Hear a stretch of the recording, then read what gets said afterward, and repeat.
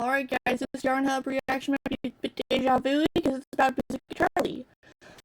Now I believe I previously reacted to the more updated animated version one, but hey, I want to watch all the Yarn Hub, so let's get to it. It's September 1944. The Battle of Arcourt is underway. The German 5th Panzer Army is up against the US 4th Armored Division. The Germans outnumber the American forces.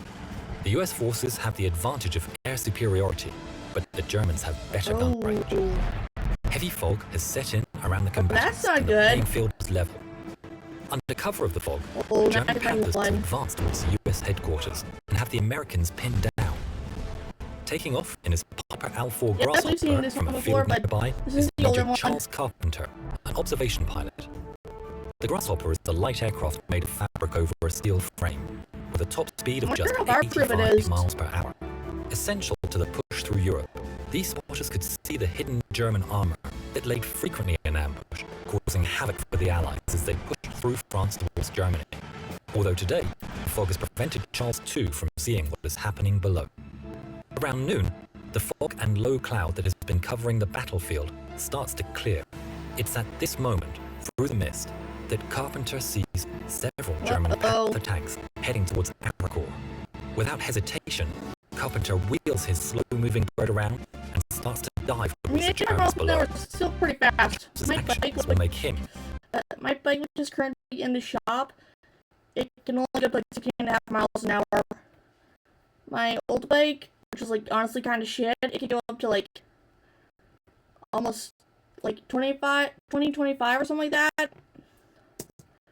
And his Grasshopper famous. It's supposed to get my new bike. This isn't just any Piper Al-4. This Grasshopper bites back. Armed with 6 bazookas, 3 under each wing, this little plane packs a punch and has been christened with the name Rosie the Rocketer. Hell yeah! Back inside the cockpit, Charles is at the controls. He's added a special panel on the console, upon which there are 6 switches, 1 for each bazooka. Charles can activate each one, or fire a salvo of all 6 if necessary. Charles knows that the armor on top of the German tanks is relatively thin and only went up to 45mm on the heaviest of tanks. With each bazooka able to penetrate 99mm, Rosie was more than capable of raining down deadly force upon the unsuspecting tank crews below. Pushing the plane into a deep dive, Charlie flicks 2 switches on his customized panel on the console. There's a brief puff of smoke as the electricity ignites the charge and the rocket powers towards its intended target of a German Panther below, smashing into the turret and creating a barrage of molten hot shrapnel inside. The iron beast blusters its legs and grinds to a halt. Pulling on the stick and out of the deep dive, Carpenter allows himself a moment of triumph as he escapes the flurry of small arms fire that is now buzzing all around Rosie. Usually the Germans don't fire at spotters as it gives away their positions.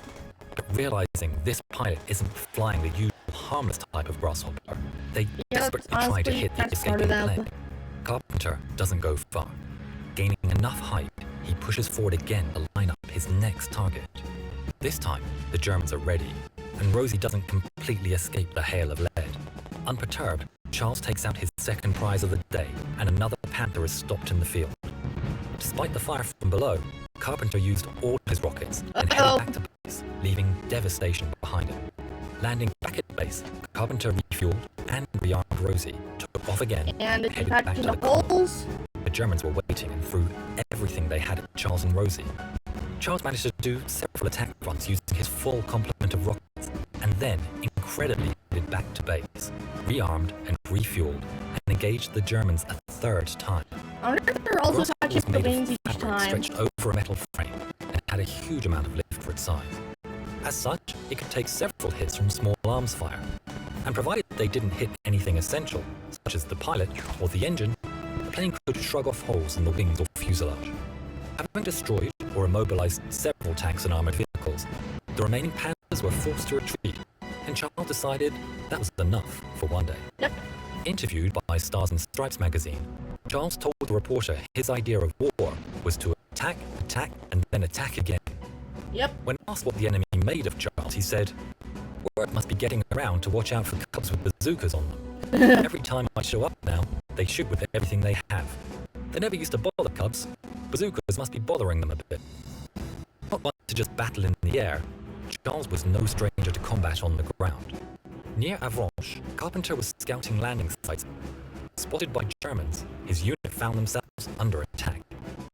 With the US forces battling for their lives, Charles realized the battle was going against them. In a battle rage, he climbed upon a Sherman tank and took control of a 50 caliber machine gun.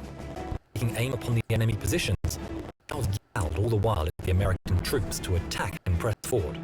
Led on that day by the mad major shouting encouragement upon the Sherman, the Americans won the day and pushed the German forces back. A little too enthusiastically, Charles all the while continued firing, unwittingly striking an American Sherman bulldozer tank. The bulldozer blade of the tank was shot off by Charles, and he was placed under arrest for his perceived recklessness.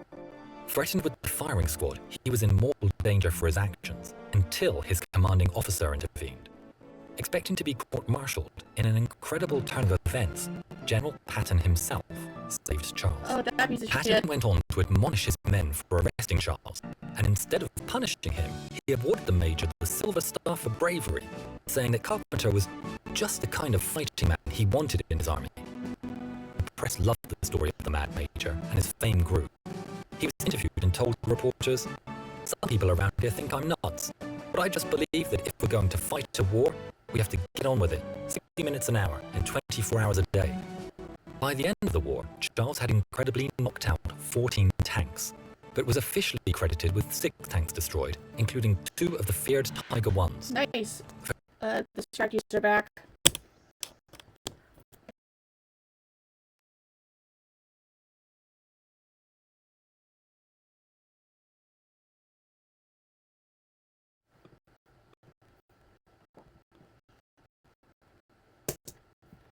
For his actions, he was promoted to Lieutenant Colonel. Hell yeah! In 1945, Carpenter was diagnosed with Hodgkin's disease and was honorably discharged from service. Being given 5, Carpenter was diagnosed with Hodgkin's disease and was There is the cat. The cat. honorably discharged from service, being given just 2 years to live. He returned to work as a high school history teacher in Illinois and defied the doctor's predictions and died in 1966. As for Rosie, she survived the war. In 1946, she was left in a German surplus yard and had her bazookas removed. Repainted in civilian colors and resold to owners in Switzerland and Austria, she became a flying club plane. Just another piper. Eventually, she ended up gathering dust in the Österreichisches Luftfahrtmuseum. Her illustrious past completely forgotten. Incredibly, in just 2017, Rosie was tracked down. Yay! Realizing the historical importance, she was purchased by the Collins Foundation and brought to the US, where she is currently under restoration. The foundation have almost finished the restoration and have returned Rosie back to her original configuration. With the Rosie the Rocketer artwork on the side of the grasshopper looks exactly the same as it was originally.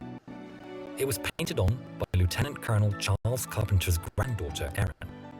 We look forward to seeing Rosie flying again in the near future. Thanks to War History Online for supplying us with the details to this story. You can visit War History Online for the latest news on Rosie and other incredible news and events on war history. I bet that they updated this video, they did the update sequel video to this one, because I think this is like the updated one of it. Because I think they might finish the restoration of it. I'll see you in the next one. Later.